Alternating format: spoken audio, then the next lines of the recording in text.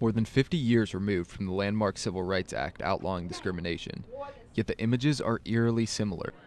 Some of the same behavior we observed in some of our cities that occurred in the 40s and 50s and early 60s, unfortunately, are still occurring today. The recent tension between young black men and the police force has sparked a conversation in our country about race, discrimination, and whether equality has truly been reached. Many of my colleagues, for example, who I enjoy close friendships with, probably have very little understanding, a depth of understanding about what life is like each day, just to an African American man who lives even socially at their same level. But Ian Fitzpatrick does understand. You definitely have to look over your shoulder sometimes. You definitely have to walk the line. You have to know how to conduct yourself as well. It's a thing about blending in. Ian is a member of the Alpha Phi Alpha fraternity, the same organization to which Martin Luther King Jr. belonged.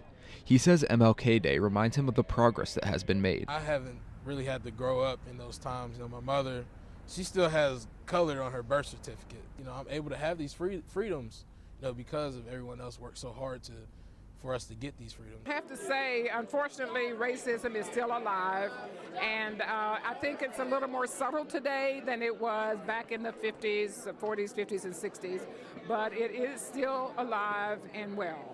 Racial inequality in America really is black and white when you look at the numbers. Even though blacks make up less than 13% of the U.S. population, it is shown in a 2014 study that they are arrested at a rate 10 times higher than non-blacks. In addition, in 1963, blacks earned 55 cents for every dollar earned by whites. 50 years later, that number is up only 11 cents. Clearly, still work to do. And they won't break down by tomorrow.